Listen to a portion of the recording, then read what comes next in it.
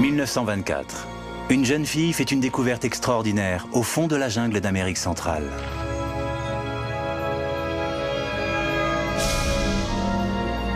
Un crâne en cristal de roche magnifique, taillé dans un seul bloc de quartz très pur.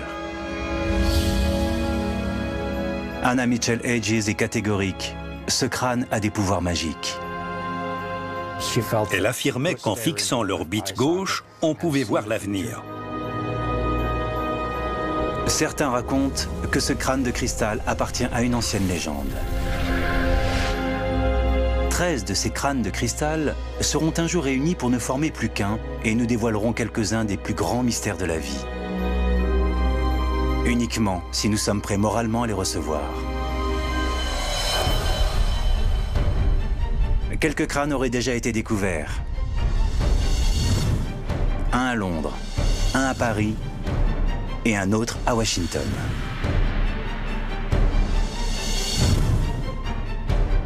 Quelle est la part de vérité dans la légende des 13 crânes de cristal? Des recherches scientifiques récentes nous permettent aujourd'hui de révéler l'étonnante vérité qui se cache derrière l'histoire d'Anna Mitchell Hedges et la légende des 13 crânes. Est-il vrai qu'ils seront à l'origine d'une nouvelle aube de l'humanité et sauveront notre planète d'une fin apocalyptique?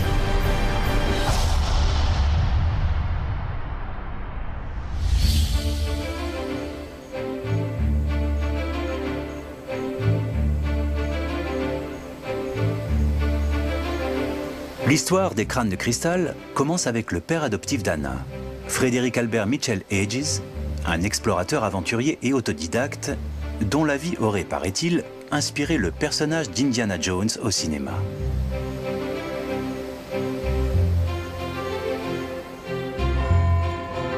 Né dans le Londres victorien de 1882, Mitchell Hedges entre comme commis à la Bourse de Londres à l'âge de 16 ans.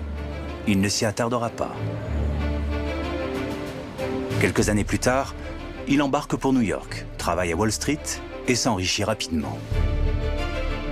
J'avais quitté mon pays avec 3 sous en poche. Et quand j'y suis retourné à l'âge de 23 ans, j'étais un homme du monde à la tête de 4000 livres. Il décide alors de devenir explorateur et archéologue.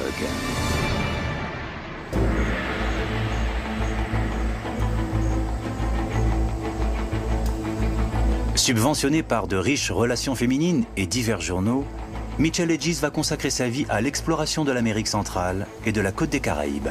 Il s'entourait toujours de femmes nanties qui voyageaient avec lui et qui le plus souvent le finançaient. Je suppose qu'on pourrait le qualifier d'homme entretenu. Mitchell Hedges estime qu'une vie vécue sans piment et sans aventure n'est pas une vie. Il était du genre à rouler les mécaniques. Il aime se battre avec des poissons de mer géants. Chaque fois qu'il attrapait un poisson, c'était le plus grand poisson jamais pêché dans la région. J'ai pris des requins de 300, 400, 500 kilos. Puis, à 15 heures, je suis tombé sur un poisson qui m'a résisté comme jamais. Un poisson-scie géant, 9 mètres de long, plus de 5 mètres de circonférence, faisant plus de 2 tonnes. Il déclare avoir découvert une nouvelle population au Panama. Je m'étais fixé la tâche de découvrir l'Amérique centrale. Des milliers de kilomètres carrés inhabités, couverts de vastes étendues sauvages de jungles, de marais et de montagnes où l'homme n'avait jamais foulé le sol. Il affirme avoir mis au jour 21 sites en Amérique centrale et raconte des histoires à dormir debout. Chaque petite parcelle de jungle regorgeait de serpents venimeux et de plantes vénéneuses. Il ira même jusqu'à dire qu'il a déterré des artefacts vieux de 25 000 ans, provenant de la civilisation perdue de l'Atlantide.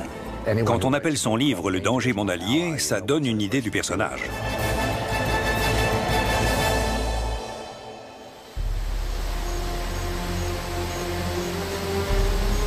Sous ses airs de baroudeur macho, Mitchell Hedges aspire à être un archéologue reconnu. Mitchell Hedges a sans aucun doute collecté un grand nombre de matériaux archéologiques qu'il a parfois décrits dans ses livres. J'ai enrichi les collections des musées d'Angleterre et des États-Unis de milliers de spécimens ethnologiques, archéologiques et ichtyologiques. Je n'ai jamais accepté la moindre somme de la part d'un musée ou d'une institution, que ce soit pour financer mes expéditions ou en retour de mes services.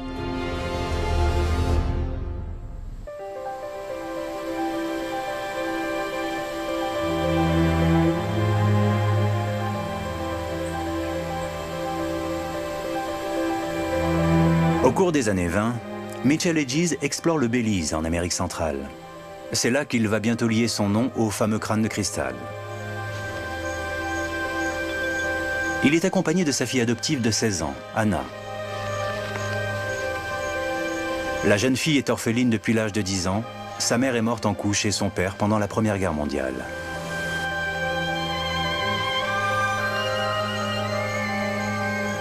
Mitchell Hedges a pris la jeune orpheline franco-canadienne sous son aile en 1917 et elle est devenue sa fidèle compagne de voyage.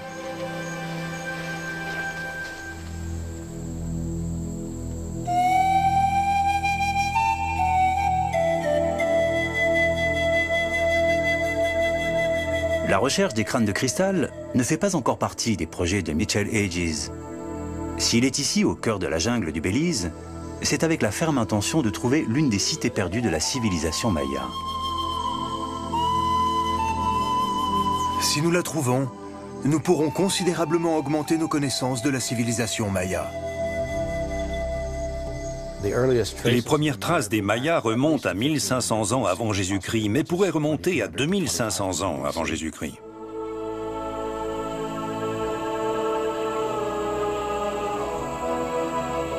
La civilisation maya a été l'une des plus avancées de son époque, avant de s'éteindre il y a plus de 1000 ans. Son empire s'étendait du sud du Mexique jusqu'à la côte caraïbe du Belize. Les Mayas ont développé une écriture, ainsi que des systèmes mathématiques complexes. Leurs astronomes ont cartographié le ciel et mesuré le temps avec des calendriers aussi précis que les nôtres. On peut admirer leur raffinement artistique à travers des sculptures, des peintures, des fresques, des poteries, des tissus et des bijoux. Ils ont bâti des cités monumentales, des temples, des places, des aqueducs, des routes et des pyramides.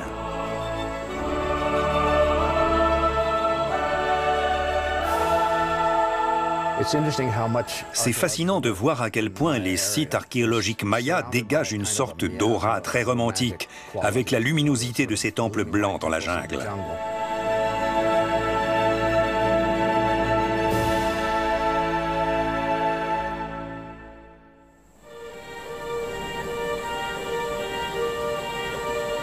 Mitchell Hedges espère justement découvrir l'un de ces temples blancs. J'avais à maintes reprises entendu les indigènes parler de grands monticules de pierre enfouis dans la jungle et j'avais une vague idée de l'endroit.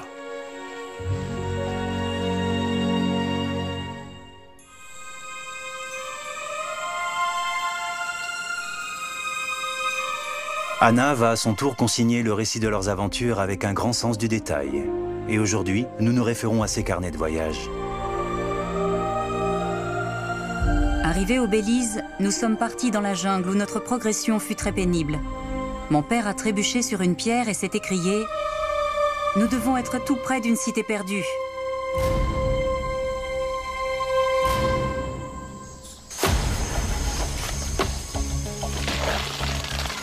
Anna raconte ensuite comment son père demande aux hommes qu'il a engagés, des Indiens descendants directs des Mayas, d'abattre les arbres et de dégager un passage. Ils finissent par faire une découverte spectaculaire.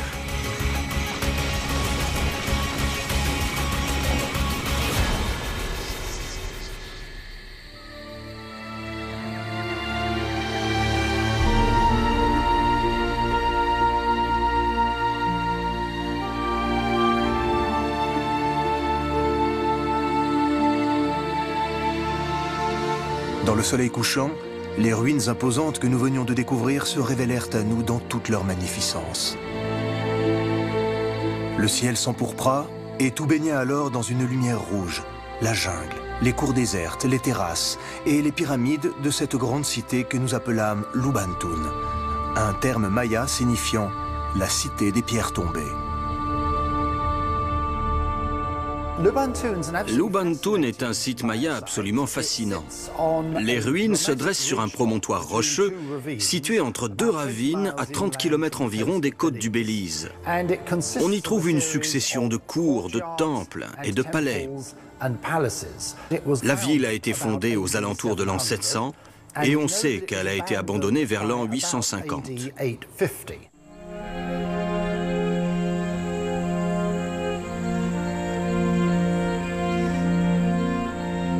C'est ici, dans ces ruines mayas, qu'Anna déclare avoir fait une étonnante découverte.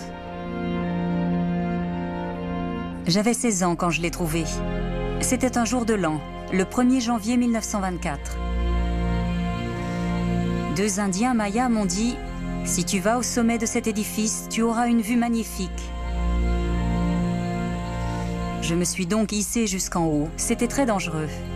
Quelque chose m'éblouissait. J'ai déplacé une ou deux pierres avec précaution.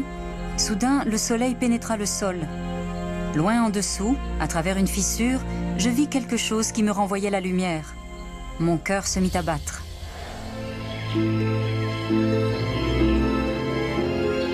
Anna semble avoir découvert une chambre dans les profondeurs de la pyramide, désormais recouverte de lianes et d'arbres.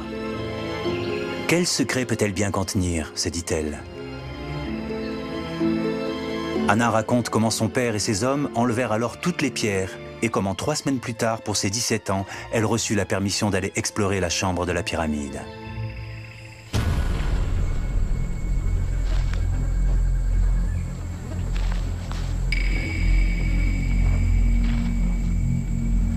J'avais une lampe et on m'a descendu à l'aide de 2 cordes enroulées autour de la taille.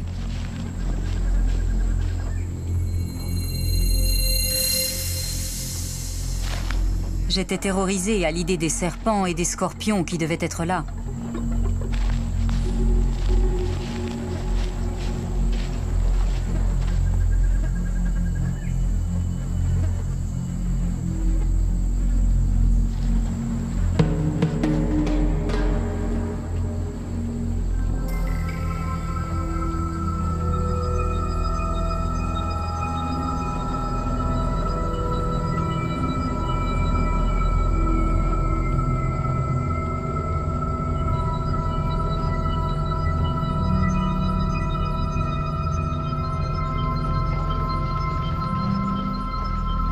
Soudain, dans l'obscurité, ma lampe a éclairé quelque chose.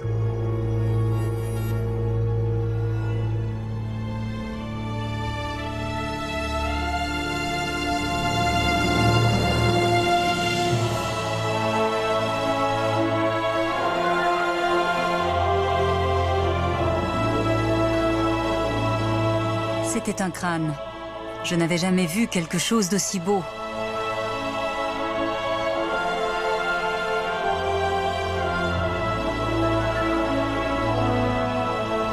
Je l'ai pris, je l'ai emballé dans ma chemise pour le protéger et j'ai crié aux hommes de me remonter le plus vite possible.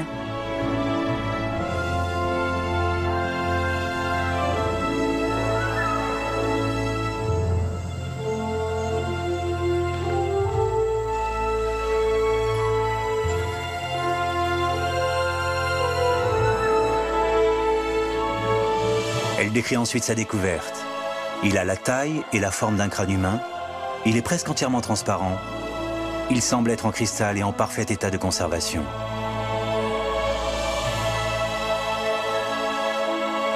Toujours selon Anna, son père prend alors le crâne dans ses mains et le lève dans la lumière pour que les descendants des Mayas puissent le voir.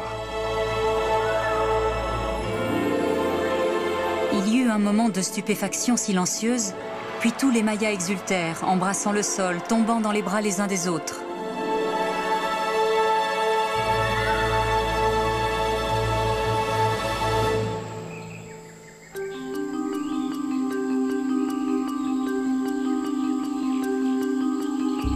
Ce crâne est-il un authentique trésor maya? Et qui l'a placé dans la chambre de la pyramide? Selon les écrits d'Anna, c'est un vieil indien maya d'un village voisin qui va venir leur rendre visite 2 jours plus tard, qui va leur apporter les réponses.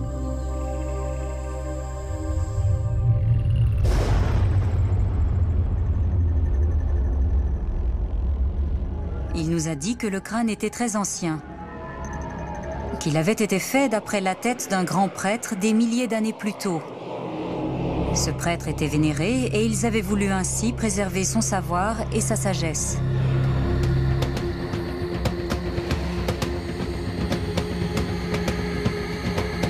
Selon la légende, le grand prêtre maya l'utilisait au cours de ses rites ésotériques. On raconte que lorsqu'il invoquait la mort par l'intermédiaire du crâne, la mort suivait inexorablement. Mon père l'appelait le crâne du destin funeste.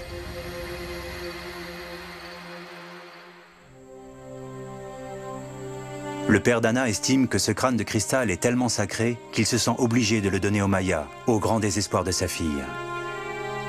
J'étais très en colère. J'avais risqué ma vie pour descendre le chercher.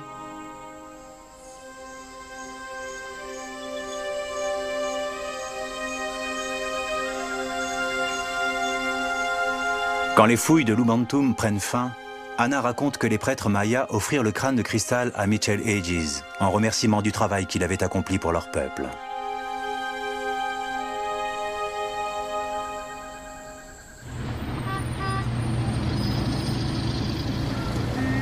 « 1927. La famille est de retour en Angleterre avec le crâne. Curieusement, Mitchell Hedges va garder son existence secrète pendant 27 ans, jusqu'au jour où il rédigera son autobiographie, « Le danger, mon allié ».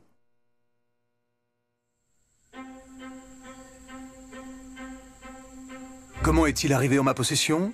J'ai mes raisons pour ne pas le dire. Le crâne du destin est en cristal de roche. Et selon les scientifiques, il a sans doute fallu plus de 150 ans.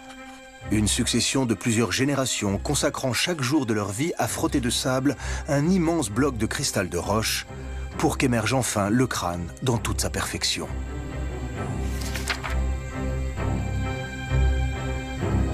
On dit qu'il est l'incarnation du mal. Certaines personnes sceptiques à son sujet sont mortes. D'autres ont eu des attaques et sont tombées gravement malades. Je préfère ne pas chercher à expliquer ce phénomène.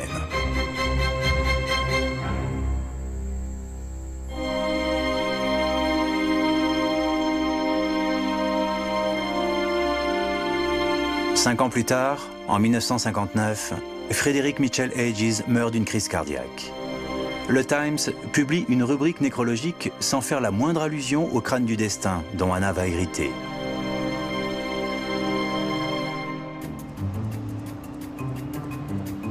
Le crâne de cristal va enfin sortir de l'ombre. Anna contacte un homme avec qui son père était en affaires, un marchand d'art et restaurateur de San Francisco, Frank Dorland, pour promouvoir le crâne dans tout le pays. Elle envisage de le vendre pour 50 000 $, l'équivalent de 300 000 € actuels. En novembre 1963, Dorland lui écrit « Le crâne du destin est plus vraisemblablement le crâne de la connaissance, comme je l'ai souvent fait remarquer. Je serais ravi de m'occuper de ce trésor artistique pour vous. Nous pouvons lancer une campagne de promotion et obtenir votre prix. » Anna cherche alors à prouver l'authenticité du crâne, afin de pouvoir en tirer le meilleur prix. Elle s'envole avec pour New York et laisse le soin à Dorland de faire des recherches plus avancées. Je suis partie en emportant avec moi le crâne du destin. La seule chose que mon père ait jamais gardée de ses expéditions. J'espère qu'un jour il trouvera un lieu où il pourra être admiré de tous.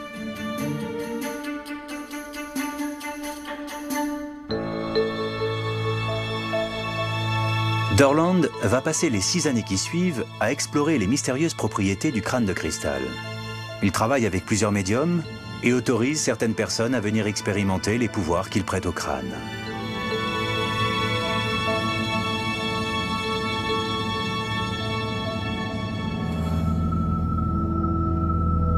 Très vite, d'étranges phénomènes se sont manifestés quand le crâne était sorti du coffre.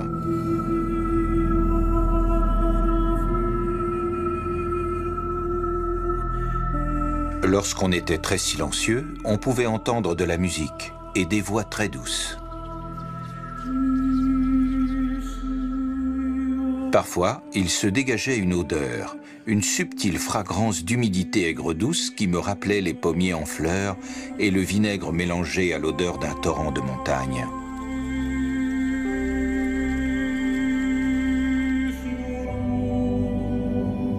En approchant la main du crâne, on pouvait sentir un picotement, comme un courant électrique, et à certains moments, on vit clairement des formes et des ombres se mouvoir à l'intérieur. Voilà qu'un objet inanimé posé sur notre table de recherche chantait pour nous. Que se passe-t-il réellement?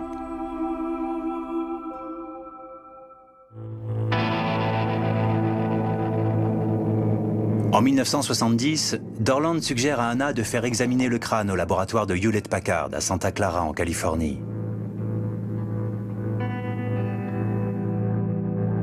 Charles Adams fait partie de l'équipe qui l'examine. C'était une pièce tout à fait étonnante, très bien ouvragée. On a tous été forcément fascinés en tant que cristallographes.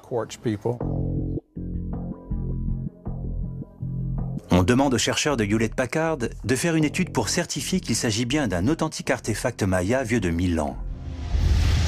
On a pu déterminer qu'il s'agissait d'un seul bloc de quartz, d'une très grande pureté. On a analysé au microscope des portions de surface, mais on n'a pas réussi à trouver la moindre trace indiquant l'usage de machines modernes.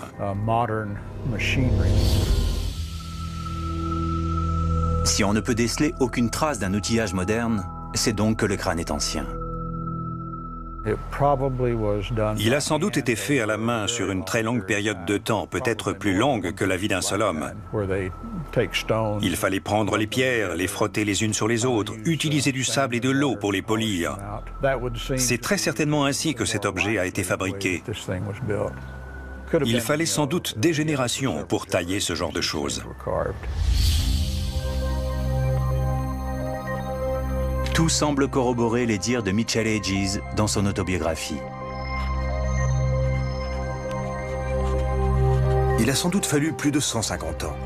Une succession de plusieurs générations consacrant chaque jour de leur vie à frotter de sable un immense bloc de cristal de roche pour qu'émerge enfin le crâne dans toute sa perfection.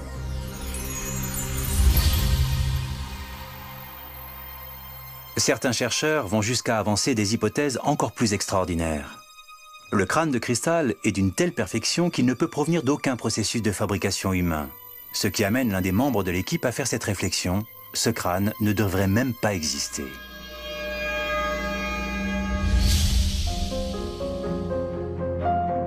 Anna donne ensuite aux scientifiques une tâche encore plus ardue. Prouver que les pouvoirs ésotériques de son crâne sont bien réels. Les gens qui l'ont apporté ont voulu qu'on vérifie les propriétés mystiques de cet objet. Et la science ne peut en aucun cas vérifier l'authenticité d'une apparition mystique.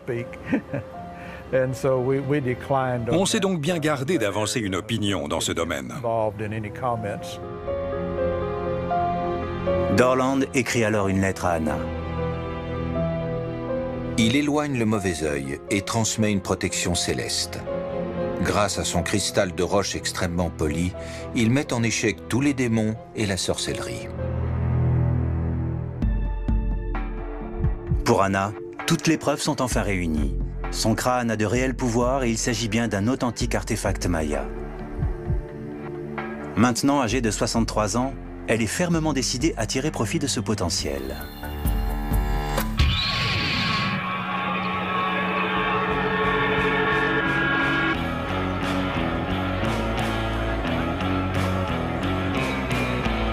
Elle ne peut pas trouver meilleur moment. Nous sommes fin des années 60, début des années 70, en pleine émergence de la nouvelle contre-culture sociale et du regain de spiritualité qui l'accompagne. Le cristal de roche est alors très recherché pour ses soi-disant pouvoirs de guérison, pour la méditation et les énergies qu'il est censé procurer. Les crânes de cristal sont devenus une mode.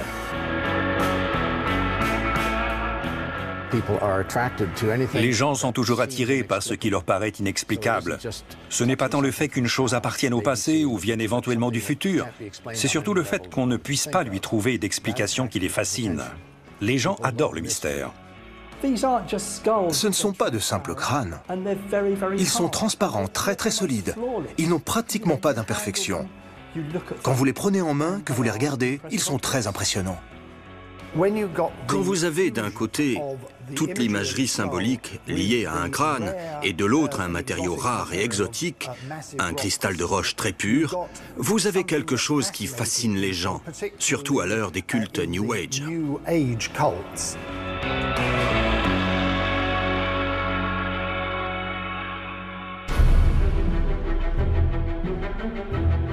Pendant 30 ans, Anna va exploiter au maximum le mysticisme lié au crâne et se faire un certain renom. Elle a fait le tour des États-Unis avec le crâne. À chacune de ces étapes, elle raconte sa découverte du crâne à Lubantum et décrit ses étonnantes propriétés. Les prêtres mayas m'ont dit que le crâne était important pour l'humanité. Ils nous ont donné le crâne dans un but précis. Je ne suis pas sûre de savoir quel est exactement ce but, mais je sais que c'est très, très important. J'ai vécu 7 ans parmi le peuple maya lorsque j'étais jeune. J'ai mangé et j'ai dormi comme eux, à même la terre. Et quand vous avez vécu avec un peuple si proche de la nature, vous devez les croire. Elle était précédée par tout un battage publicitaire émanant de la presse et des chaînes de télévision locales qui annonçaient la venue en ville du crâne du destin. Moquez-vous, dit la légende maya, et vous mourrez. La propriétaire n'est autre que l'exploratrice et collectionneuse Anna Mitchell Hedges. Vous y croyez? Oui, j'y crois, sans aucun doute. Car nous avons connu plusieurs accidents depuis que nous l'avons. Quel genre d'accident? Un caméraman est venu le filmer et s'en est moqué. Quand il a développé son film, la chambre noire a explosé. Et je crois que cet homme court encore. Elle prenait une chambre d'hôtel.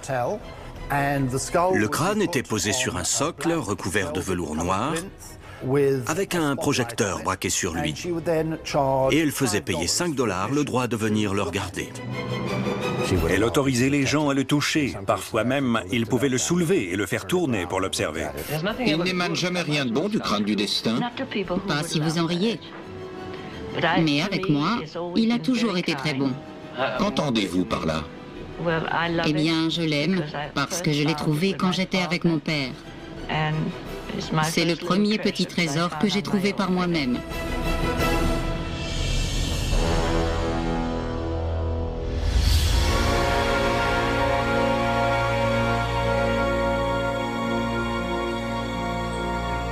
Des personnes commencent à faire le lien entre le crâne de cristal et une histoire encore plus étrange. Selon une certaine légende d'Amérique centrale, il existerait en tout et pour tout 13 crânes de cristal grandeur nature de par le monde. Ces 13 crânes sont censés contenir des informations cruciales sur les origines et la destinée de l'humanité. La légende raconte aussi qu'une fois tous réunis, ils donneront la clé de quelques-uns des grands mystères de la vie. Certains de ces anciens crânes de cristal ont déjà fait leur apparition. En 1878, un crâne de cristal aztèque fait l'objet d'une donation au Musée de l'Homme de Paris. En 1898, un autre crâne de cristal aztèque est exposé au British Museum de Londres. On a bien sûr ensuite le crâne trouvé au Belize par Anna Mitchell Hedges en 1924. Ces 3 artefacts pourraient-ils faire partie des 13 crânes censés sauver notre planète? Et si oui, où sont les 10 autres?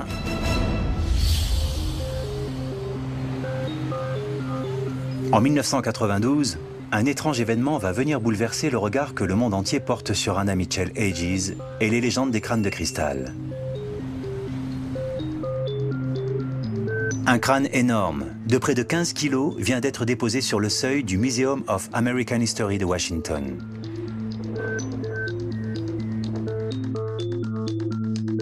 L'artefact est accompagné d'un mot anonyme. Ce crâne, en quartz aztèque, est censé avoir fait partie de la collection de l'ancien président du Mexique et a été acheté au Mexique en 1969. Je l'offre à l'Institut Smithsonian sans contrepartie. Un des conservateurs m'a appelé et m'a demandé si j'avais déjà entendu parler de crâne de cristal. Je savais que le British Museum avait un crâne. Alors j'ai dit oui, un peu. Et il m'a dit, quelqu'un vient de nous en apporter un. Et je ne sais pas quoi en faire. J'ai dit, eh bien, je le prends. Il m'a fait, attention, ne le regardez pas dans les yeux, il porte malheur. Et c'est ainsi que j'ai eu mon premier contact avec les crânes de cristal.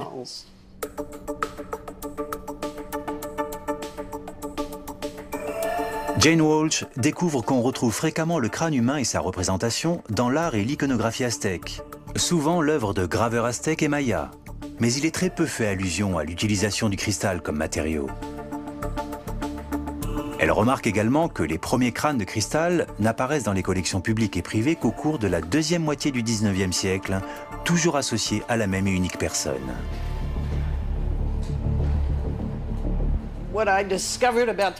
Pour le crâne qui se trouvait à Paris, j'ai découvert que le musée l'avait acquis auprès d'un antiquaire français du 19e siècle.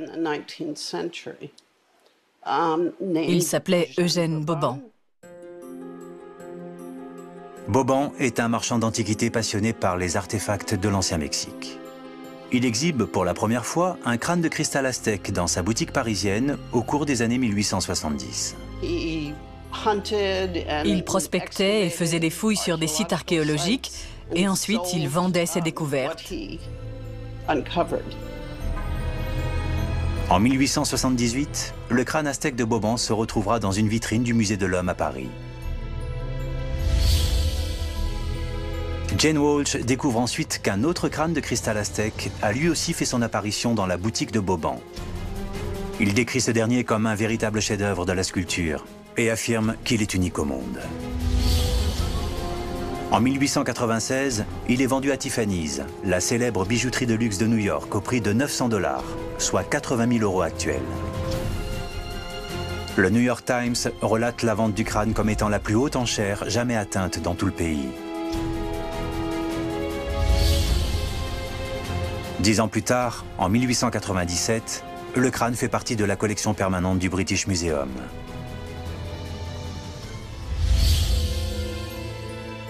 Deux crânes de cristal aztèque, l'un à Paris, l'autre à Londres, mais la source est la même, Eugène Boban.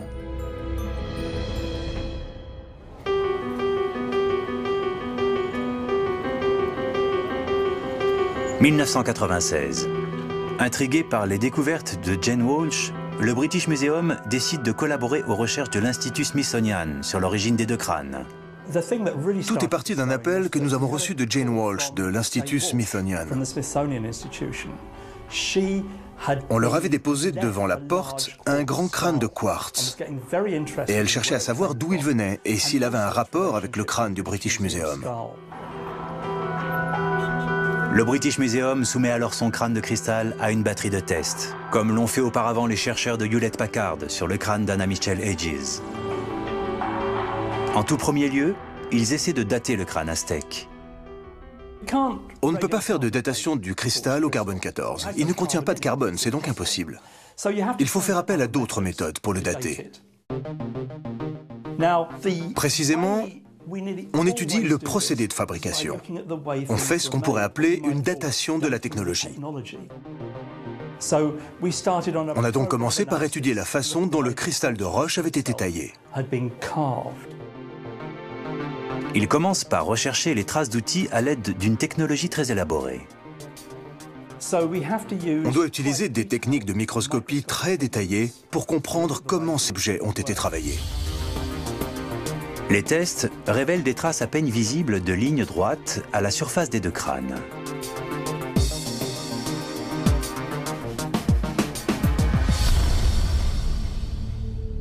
La technologie de l'âge de pierre permettait-elle de créer ce genre de lignes droites ?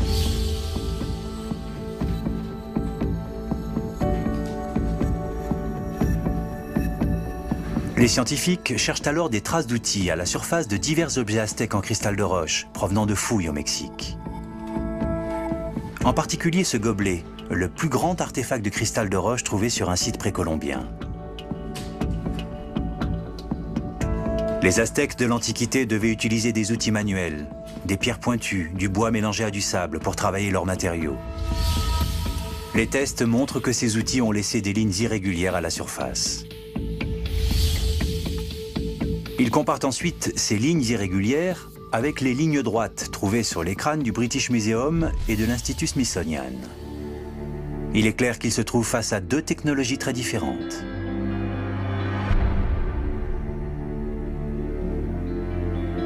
Avec leurs outils manuels, les Aztèques de l'Antiquité n'auraient jamais pu réaliser des lignes aussi droites et aussi régulières que celles des deux crânes de cristal. Seul l'usage d'une meule de polissage permet de faire des lignes aussi parfaites.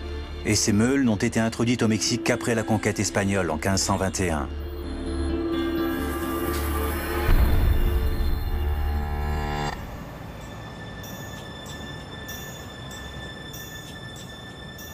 Les deux crânes sont ensuite passés sous le balayage d'un microscope électronique.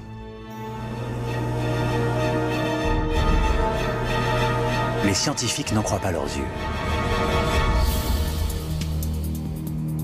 Les deux crânes présentent deux bandes très nettes en arc de cercle sur leur surface. Un seul outil peut en être à l'origine. Un outil muni d'une pointe de diamant industriel. Les pointes de diamant industriel n'ont été utilisées qu'à partir du 19e siècle.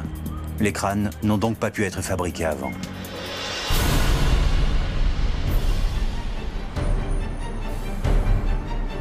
Il n'y a plus aucun doute possible. Le crâne de Londres, censé être d'origine aztèque et en exposition au British Museum depuis plus de 100 ans, est un faux. Le crâne aztèque de l'Institut Smithsonian, trouvé à la porte du musée de Washington en 1992, est un faux.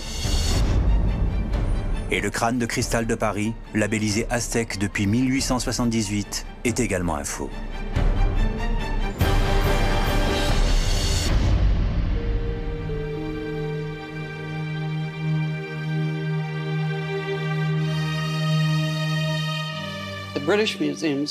Le crâne du British Museum a sans doute été réalisé peu de temps avant sa première apparition dans la boutique de Vauban en 1881.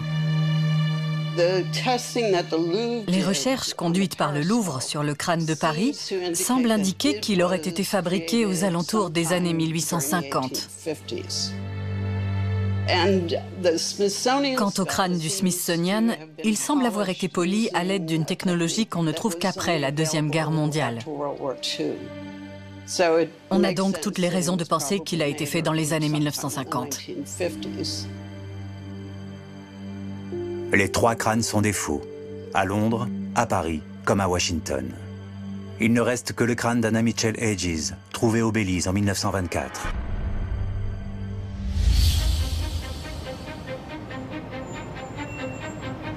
Le professeur Jane Walsh décide de poursuivre ses investigations.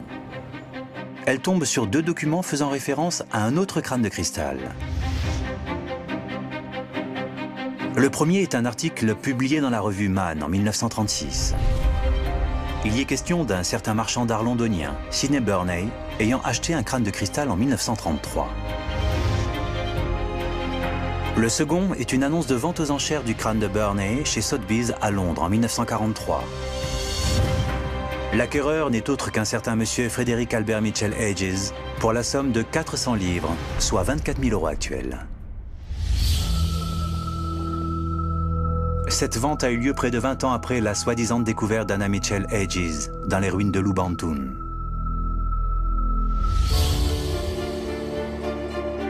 Anna monte immédiatement au créneau et prétend que l'explication est très simple. Elle a bien trouvé le crâne en 1924, mais en 1943, son père traversait une mauvaise passe. Père voulait retourner à Lubantun, mais était à court d'argent. Monsieur Burney lui a fait un prêt et mon père lui a laissé le crâne en guise de garantie jusqu'à ce qu'il le rembourse. Quand il a entendu par la suite qu'il l'avait mis aux enchères, mon père est devenu blême. Il a remboursé Burney avec les intérêts et a réclamé le crâne. Mais lorsqu'on demande à Anna si elle possède des documents prouvant que son père était bien en possession du crâne avant l'acquisition de Burney, elle répond que tous les papiers ont été emportés par un cyclone.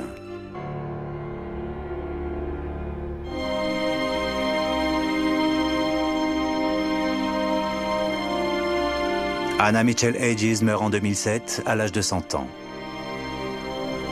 Jusqu'au bout, elle affirmera avoir découvert le crâne de cristal Maya en 1924 dans la chambre mortuaire d'une pyramide au Belize.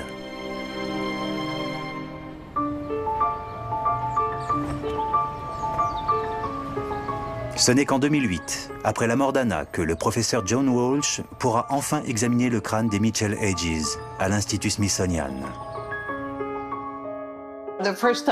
La première fois que j'ai vu le crâne Mitchell Aegis, j'étais à mon bureau. Quelqu'un l'a sorti d'une caisse tapissée de velours. J'ai été décontenancée par la clarté du cristal, sa luminosité, son aspect poli. C'était vraiment comme un bijou. La technologie a fait un bond en avant depuis les derniers tests pratiqués sur le crâne Mitchell Aegis en 1970 par Hewlett-Packard. On a décidé d'utiliser tous les moyens possibles et imaginables pour l'examiner. On l'a donc scanné, passé au rayon X. On en a fait des moules en silicone. Après une dernière batterie de tests avec un microscope électronique de dernière génération, Jane Walsh arrive enfin à la vérité. Ce qu'on voit ici à l'écran, c'est un moulage que j'ai fait à partir d'une gravure précolombienne en jade, vieille de 3000 ans. On voit bien qu'ils ont dû utiliser une pierre aiguisée avec un seul mouvement d'avant en arrière. La technique de polissage utilisée est également très douce, avec beaucoup de petites indentations sur les zones de la pierre qui n'ont pas été polies. En comparaison, voici une partie des dents du crâne Mitchell Aegis. Vous pouvez voir que des roues minuscules ont été utilisées pour créer ces indentations sur la surface de mastication des dents. En dernière analyse, quand on a vu ces images, on a eu la certitude absolue que le crâne Mitchell Aegis était l'œuvre d'un graveur de pierre contemporain. Il utilisait des outils diamantés, des tout petits forets, des molettes de découpe qui ne peuvent pas et n'ont pas existé à l'époque précolombienne.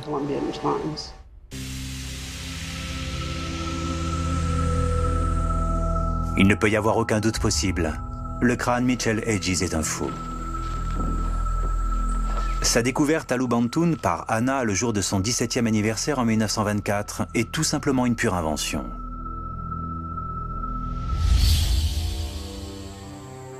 Et soudain, le mystère s'éclaircit. Si Frédéric Mitchell Aegis n'a jamais mentionné le crâne de cristal à son retour du Belize en Angleterre dans les années 20, c'est tout simplement parce qu'il ne l'avait pas.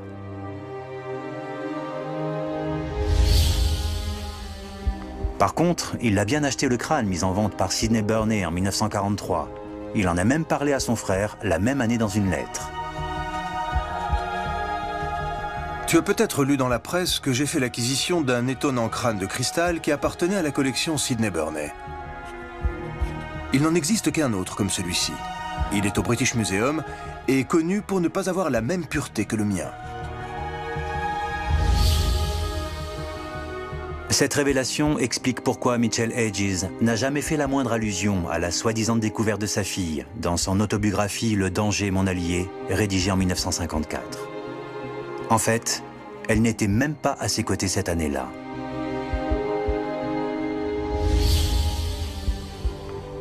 Selon sa propre autobiographie, Anna dit avoir rejoint son père au Belize en 1926. 2 ans après sa soi-disant découverte du crâne.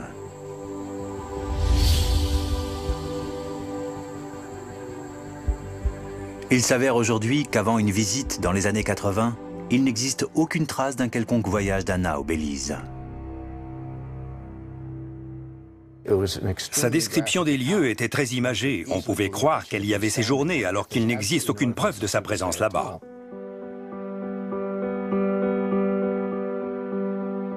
Alors pourquoi Anna a-t-elle inventé une histoire aussi rocambolesque? La réponse est peut-être très prosaïque. À la mort de son père, elle s'est retrouvée sans ressources Il lui fallait trouver un moyen de vivre et elle n'avait qu'un seul atout en main.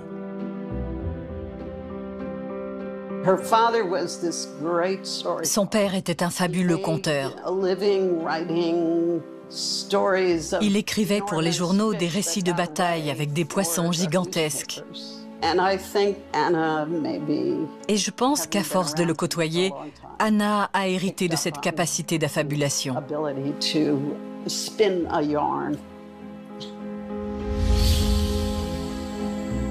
Il s'avère qu'elle a bel et bien inventé, que ce soit avec l'aide de son père ou pas, toute cette histoire de crâne de cristal, de découverte au fond d'une pyramide maya de Lubantun, dans le seul et unique but de se faire de l'argent.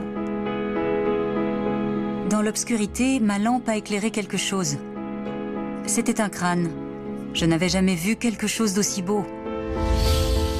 Anna Mitchell Hedges fut d'abord une simple menteuse, puis une menteuse accomplie, pour finir mythomane. Je l'ai trouvée quand j'étais avec mon père. C'est le premier petit trésor que j'ai trouvé par moi-même. Elle a tellement souvent raconté cette histoire qu'elle a fini elle-même par y croire.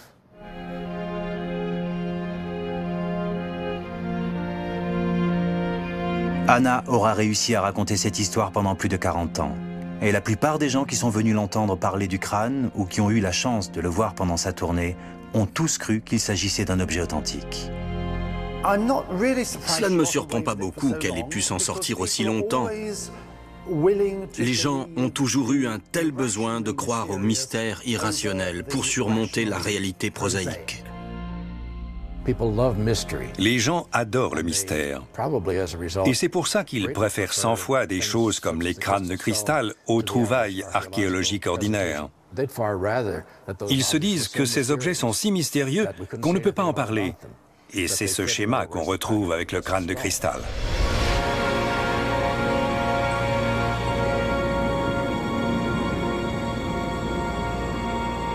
Après toutes ces révélations, que penser de la légende des 13 crânes de cristal qui doivent nous aider un jour à résoudre les grands mystères de l'humanité?